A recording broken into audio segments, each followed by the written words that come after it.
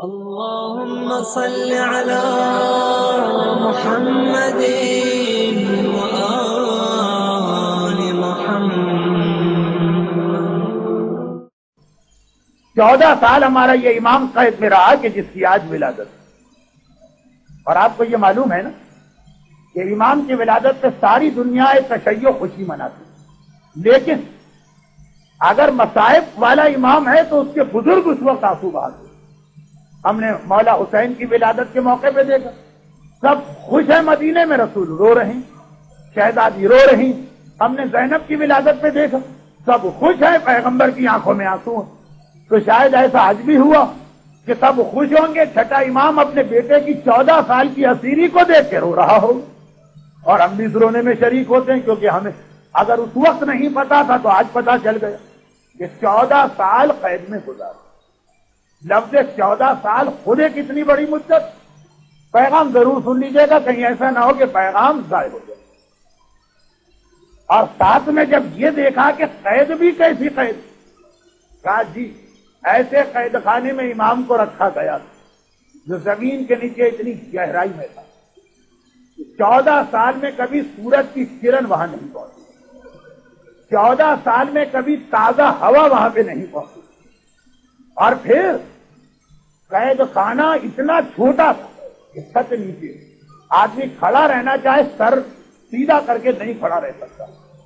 کسی کو کوڑے مارو، کسی سے کہا جائے آدھے گھنٹے سر جھکا کے کھڑے ہو جاؤ، آپ کہیں گے کوڑے سخت سزا، لیکن جس پر گزر رہی ہے اس سے پوچھیے کوڑے پھر بھی ہلکی سزا ہے، 10 منٹ میں معاملہ نمٹ گیا، آدھے گھنٹے سر جھکانا کتنی اذیت۔ اور دیواریں اتنی قریب ہے کہ کوئی لیٹنا چاہے تو پیر نہیں پھیلا سکتا۔ سننا آسان ہے، لیکن ایک رات اس طرح سے کھڑے رہ کے گزار دیجئے، ایک رات اس طرح پیر سکیل کے لیٹ کے گزار دیجئے، پتا چلے گا سب سے بڑی اذیت۔ اور پھر غذا بھی اتنی مختصر کہ 24 گھنٹے میں صرف ایک وقت کھانا آتا، وہ کیا ہے؟ جو کی 2 چھوٹی چھوٹی روٹیاں جس میں جو کم ہے، کنکر و پتھر زیادہ۔ اچھا اب نتیجہ کیا نکلے؟ امام اتنے کمزور ہو گئے کہ جب وہ شیعہ آیا اور اس نے سپاہیوں سے کہا میں امام کی زیارت کرنا چاہتا ہوں، سپاہیوں نے کہا یہ اختیار ہمیں نہیں، قفل کی چابی صرف ہارون کے پاس ہے کہ سندھی کے پاس جو نگران تھے؟ تو کہا کہ کسی طرح باہر سے ہی زیارت کرا۔ کہا ہم نے ایک روشن دان بنایا تاکہ قیدی کی نگرانی کرتے رہے۔ ایک بار اس روشن دان سے دیکھی، دیکھیے اتنا بڑا ہال نہیں ہے جس میں وہ ڈھونڈ رہا، دیواریں اتنی کم، چھت اتنے نیچے۔ اس نے غور سے دیکھا، کمرہ خالی نظر آیا۔ غصے کے عالم میں کہا کہ تم مذاق کرتے ہو، کہاں ہے اس کے اندر کوئی آدمی؟ کہا تمہارا امام اسی میں ہے۔ کہا یہ تو خالی پڑا، ایک چراغ جل رہا، یہ کپڑا زمین پہ بچھا ہوا۔ کہا یہ کپڑا نہیں، جسے تم تلاش کر رہے ہو نا یہ وہی۔ ایک انسان کتنا کمزور ہو جائے، بدن انسان کا کتنا کمزور ہو جائے کہ چھوٹے سے کمرے میں بھی دیکھا جائے تو ایسا لگے جیسے کپڑا ہے، انسان نہیں۔ مگر ہارون نے 14 سال بعد امام کو کیوں زہر دیا؟ ایک تو یہ ہوتا ہے نا کہ جیسے حکومت سے سزا دیتی ہے 14 سال پھر چھوڑ دی، مدت پوری ہو رہی تھی، مدت تو تھی نہیں۔ ہارون عاجز آ گیا ایک مسئلے کی وجہ۔ مسئلہ کیا؟ وہ چھانٹ چھانٹ کر ظالم سے ظالم سپاہی ڈھونڈ کے لاتا جو امام پہ بہت ظلم کرتی، مگر امام کا کردار، امام کی عصمت، امام کی طہارت، پتھر پگھل جائیں وہ تو پھر بھی آدمی ہوتے تھے۔ ہر ظالم 6 مہینے کے بعد امام کا کلمہ پڑھ رہا۔ ہارون عاجز آ گیا، کس سے ظالم ڈھونڈ ڈھونڈ کے لاؤ، مجبوراً زہر دے کے شہید کیا۔ تو ایسا ہی ایک ظالم پہلے انتہا سے زیادہ ظلم کیے، پھر کردار امامت کہ ایسی حالت میں امام فرما رہے الحمدللہ، شکر اس پروردگار کا جس نے اپنی عبادت کے لیے گوشہ تنہائی مجھے دے دیا۔ ایئر کنڈیشن کمروں اور کارپیٹڈ فلیٹ میں رہنے والے بھی ہر وقت اللہ سے لڑائی، شکوہ، شکایت، حالات سے ناراضگی ہر وقت، اور وہاں اس قید خانے میں رہ کر یہ نہیں کہا میں صبر کر رہا ہوں، کہا میں شکر کر رہا ہوں، تنہائی میں عبادت کی جگہ مل گئی۔ کیسا ہی ظالم ہو، ایک بار قلب و دماغ پلٹ کے رہ گئے۔ اب وہ کیا کرے؟ اتنا تو اس کا اختیار نہیں۔ ایک اختیار ہر حاکم سپاہیوں کو دیتا، عام سپاہیوں کو نہیں۔ یہ دیکھو اگر تمہیں اطلاع ملے کہ امام کو قید سے رہا کرانے کے لیے کچھ لوگ آ رہے ہیں، فوری طور پہ امام کو یہاں سے کہیں منتقل کر دیں. حاکم سے رابطے کی ضرورت نہیں ہے، یہ ایمرجنسی ہوتی. اس نے امام کو وہاں سے نکال کے بغداد کے ایک اچھے سے مکان میں پہنچا دیا. اب مکان بند ہے مگر ایک کمرہ، خوب ہوادار کمرہ، صحن، اس میں سورج کی روشنی آ رہی، بہترین بستر. اگلی صبح کو آیا، سلام کر کے کہنے لگا مولا اب تو آپ بڑے خوش و مطمئن ہوں گے، کاش میرے اختیار میں ہوتا تو میں اس سے بھی زیادہ آپ کو راحت دلواتا. امام نے چونک اسے دیکھا، یہ کیا کہا تو مجھے راحت دلواتا؟ تو کیا تو نے کوئی راحت دلوائی ہے؟ کہا مولا اس قید خانے سے یہاں لے کے آیا. کہا اچھا ہماری محبت میں یہ کیا. اب الفاظ میرے ہیں، مفہوم امام کا. ہم تو سمجھے تھے کہ وہ مظالم سے دل نہیں بھرا تو اس سے بڑا ظلم یہ کر دیا. مولا بڑا ظلم؟ بہترین مکان، وسیع اور صحن، آرام دہ کمرہ، سورج، تازہ ہوا، بستر، ہر سہولت، آپ بڑا ظلم کہہ رہے ہاں یہاں آ کر مجھے اذیت ہو رہی ہے، وہاں تو میں راحت و آرام سے تھا. گھبرا گیا تھا مولا، وہاں نہ ہوا پہنچے، نہ سورج کی روشنی پہنچے، نہ غذا ڈھنگ کی، نہ کھڑے ہونے کی جگہ، نہ لیٹنے کی جگہ. کا سب کچھ ہے مگر ایک سہولت وہاں ایسی، اور یہاں ہر آرام ہے مگر ایک تکلیف یہاں ایسی کہ اس کی وجہ سے میں اس مکان پر قید خانے کو ترجیح دیتا ہوں. وہ کیا ہے؟ بغداد اس زمانے میں دنیا کا سب سے بڑا شہر. کیا شان ہوگی آج پیرس اور ٹوکیو کی جو بغداد کی پورسل ملا. اور مومن نہیں، مسلمان کی ایک عادت، جب پیسہ آتا ہے اس کو ہری ہری سوچتی ہے، پہلے اللہ کو بلاتا ہے، گانا لے کے آتا. بغداد میں گانے بجانے کا بہت رواج ہے. امام نے کہا یہاں چاروں طرف کی جو گانے کی آوازیں میرے کان میں آ رہی، اس قید خانے میں سب کچھ تھا، یہ آواز تو نہیں پہنچتی تھی.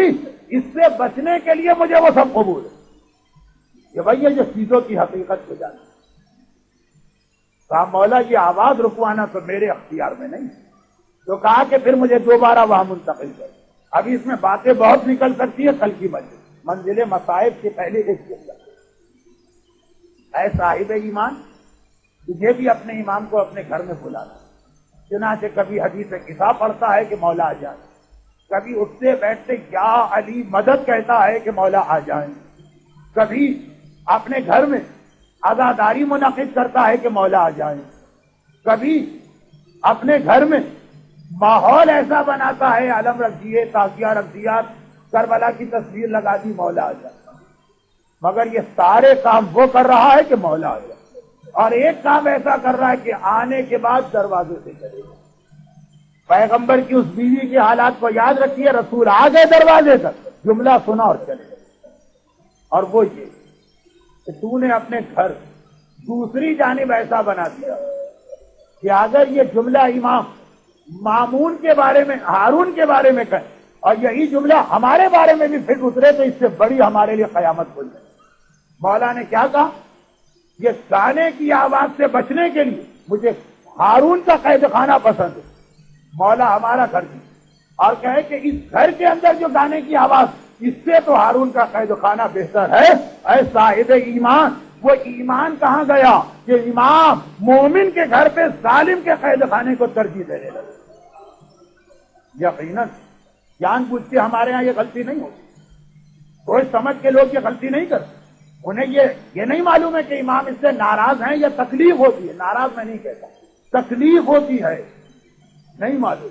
ورنہ کیسے ممکن ہے اس مومن بچے کو پتا چلے، اس مومن بچی کو پتا چلے، اس نوجوان کو پتا چلے، اس خاتون کو پتا چلے کہ میرے گھر میں امام اذیت محسوس کر رہا ہے اور وہ ایسی چیز اپنے گھر میں رہنے دے. لائی لیکن کیسا شیطان نے ہمیں اس عورت کی طرح سے چکر میں ڈالا کہ تڑپ رہے ہیں مولا آ جائیں. جب ہمارے گھر میں امام نہیں آ رہے، اس دنیا میں ہماری الاجل کی دعا سے کیا اثر قبول کرے؟ اپنے گھر کو بناؤ ایسا، پھر الاجل کہو میں آ رہا ہوں. اس کے لیے تیار نہیں، باقی وضاحت ہوتا ہے. البتہ اے میرے مظلوم امام، آپ بڑی مظلومیت اور مصیبتوں کے 14 سال گزارے، لیکن اے میرے امام، پروردگار اتنا بڑا امتحان لینے کے بعد قید، تہہ خانہ، نہ غذا، نہ آرام، اتنا بڑا امتحان لینے کے بعد ایک آخری امتحان ایسا جس سے آپ کو مستثنا ہو۔ ہمیں پتا کہ اگر خدا وہ امتحان لیتا وہ امتحان بھی دیتے، لیکن پروردگار نے کہا یہ امتحان تو اس کائنات میں مجھے فقط حسین کا دے۔ اور آئے ہمارے ساتویں امام، جب آپ دنیا سے گئے تو سب آپ کے وارث آٹھویں امام کو برا دینے کو، آٹھویں امام سے بھی یہی جملہ کہ آپ نے اپنے بابا پہ سارے مسائل کیے، مگر ایک امتحان خدا نے آپ کا نہ دیا، مگر یہ آپ کے دادا سید الصالحین کا دیا۔